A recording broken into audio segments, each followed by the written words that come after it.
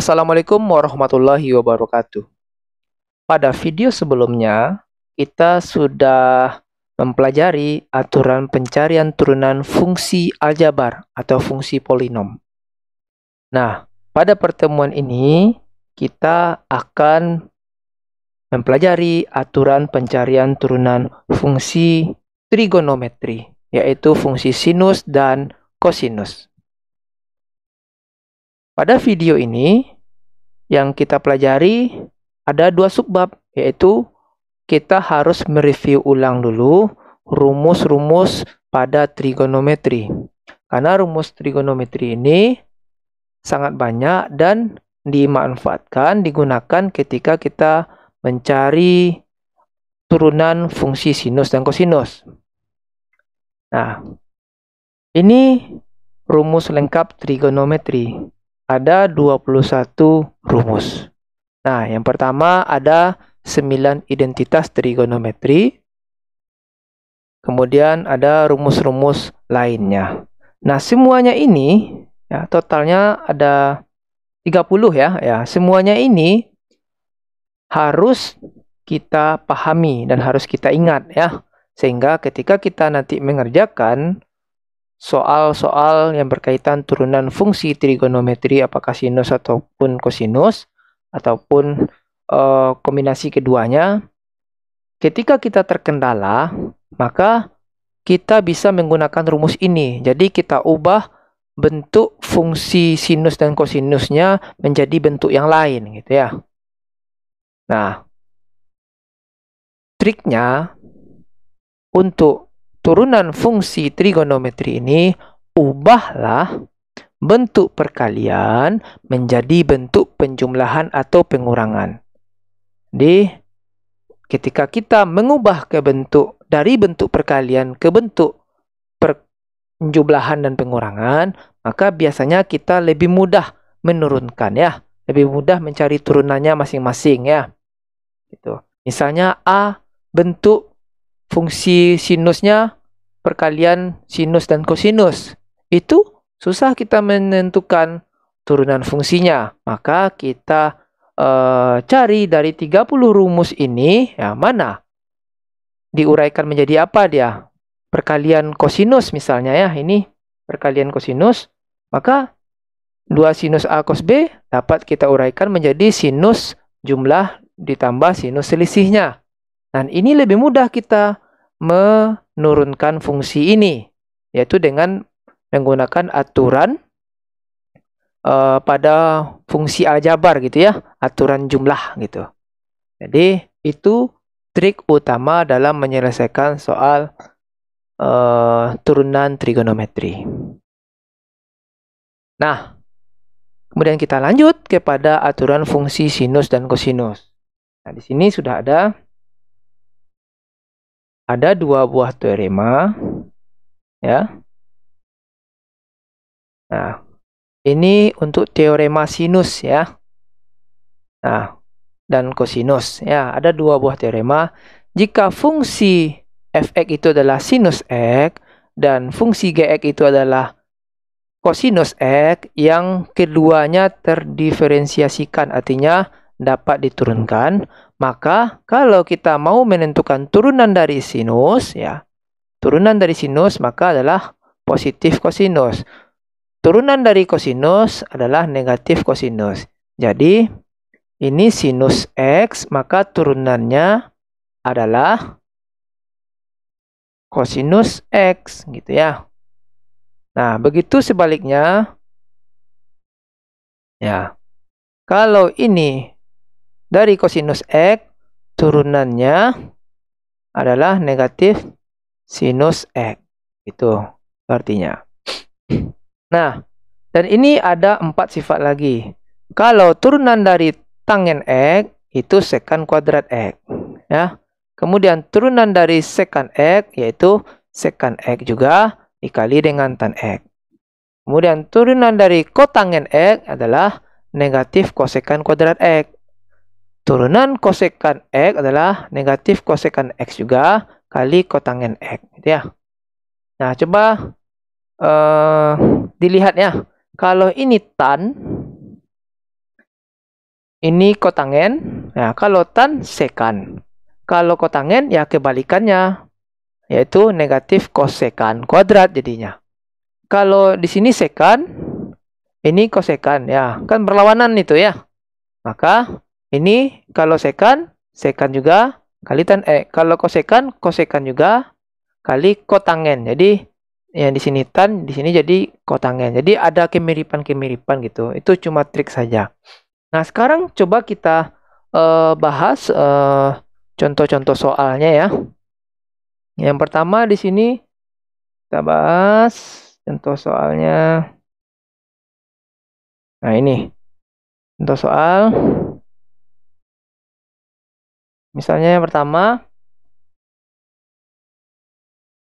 kan berapa? Misalnya fx-nya adalah 3 sinus x. Maka itu f aksen x-nya adalah bagaimana? Jadi ini tetap 3, terus kita turunkan sinusnya. Sinusnya kita turunkan menjadi, turunannya adalah kosinus x. Ya. Nah, nomor 2. Misalnya gx-nya sama dengan 3x kosinus x. Maka g aksen x-nya bagaimana?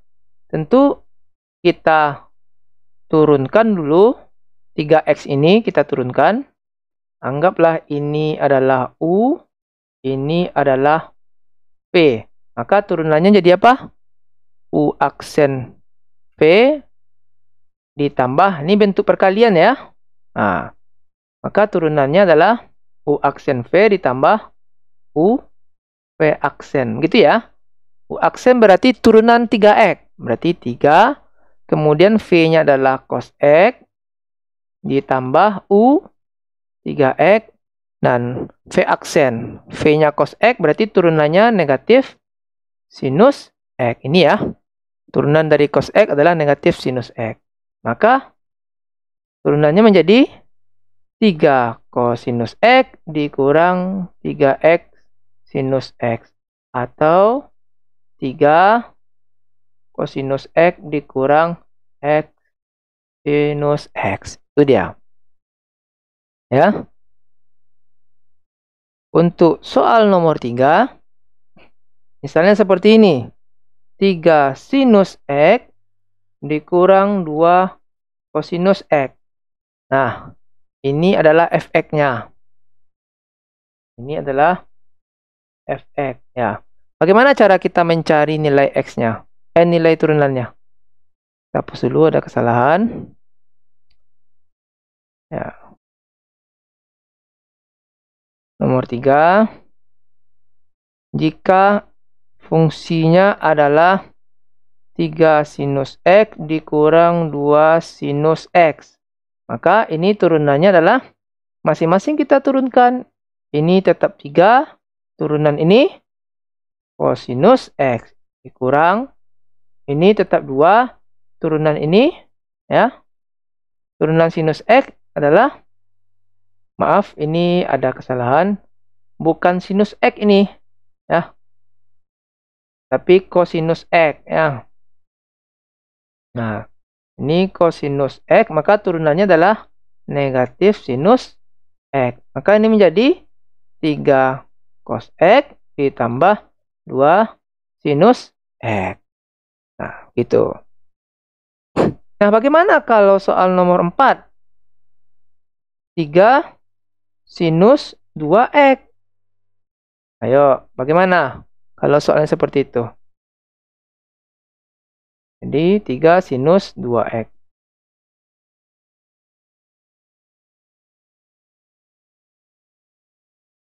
Nah, bagaimana kalau soalnya X sama dengan 3 sinus.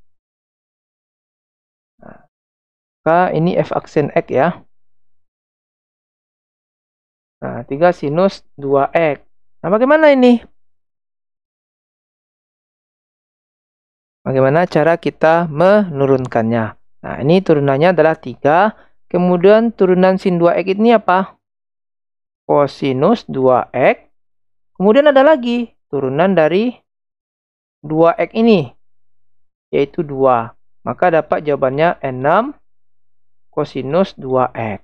Nah, ini namanya ya aturan rantai nanti. Nah, akan dipelajari pada video selanjutnya. Jadi, aturan rantai. Karena turunan dari sinus 2x adalah kosinus 2x. Tapi, ini juga kita turunkan juga. Gitu. Nah, kenapa sinus x itu turunannya itu kosinus x?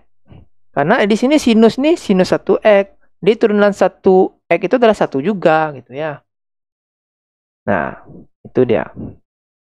Oke, ini hanya yang sederhana saja. Jadi jangan lupa kita ingat rumus-rumus ini ya. Nah, soal selanjutnya misal soal nomor 5.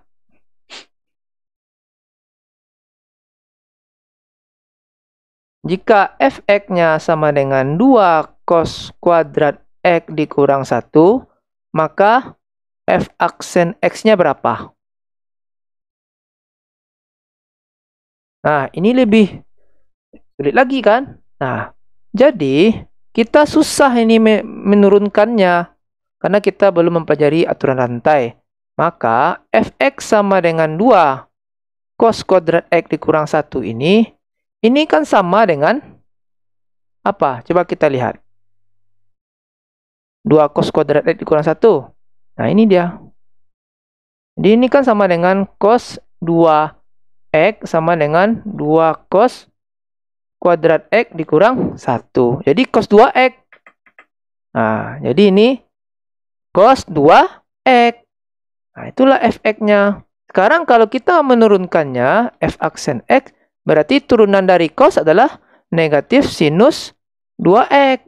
Kemudian diturunkan lagi 2x-nya, yaitu menjadi 2. Jadi dapat jawabannya negatif 2 sinus 2x. Oke, itu saja ya. Nah, jadi intinya kita harus ingat semua rumus yang 31 ini. 30 ini ya. Kemudian kita ingat 2 teorema ini, sehingga kita dapat mengerjakan soal-soal turunan fungsi trigonometri, sinus dan kosinus. Nah, untuk latihan dan tugasnya, silakan Anda kerjakan soal nomor 1, 3, 7, 11, dan 25. Baik, kita sudah selesai membahas materi tentang aturan pencarian turunan fungsi trigonometri, sinus dan kosinus. Jangan lupa untuk mengingat dan mengulang-ulang kembali 30 rumus trigonometri yang sudah ada pada video ini. Karena rumus tersebut akan kita gunakan hingga materi integral nantinya ya. Jadi sesudah materi turunan ini selesai, kita akan mempelajari integral. Nah, ke-30 rumus itu trigonometri tersebut pasti akan digunakan dalam mempelajari integral nantinya. Pada video selanjutnya kita akan mempelajari aturan rantai. Aturan rantai ini sudah kita singgung juga ketika kita mengerjakan soal turunan fungsi sinus dan kosinus ya. Kenapa ini penting kita pelajari? Karena beberapa fungsi itu sangat kompleks, sehingga kita harus menggunakan aturan rantai untuk menentukan turunan fungsinya. Tidak bisa kita menggunakan fungsi aljabar saja atau fungsi sinus ya. Jadi kita harus menggunakan aturan rantai dalam mencari turunan fungsi-fungsi yang lebih kompleks lagi gitu. Baik, itu saja ya. Mudah-mudahan video ini bermanfaat. Sampai jumpa pada pertemuan selanjutnya. Assalamualaikum warahmatullahi wabarakatuh.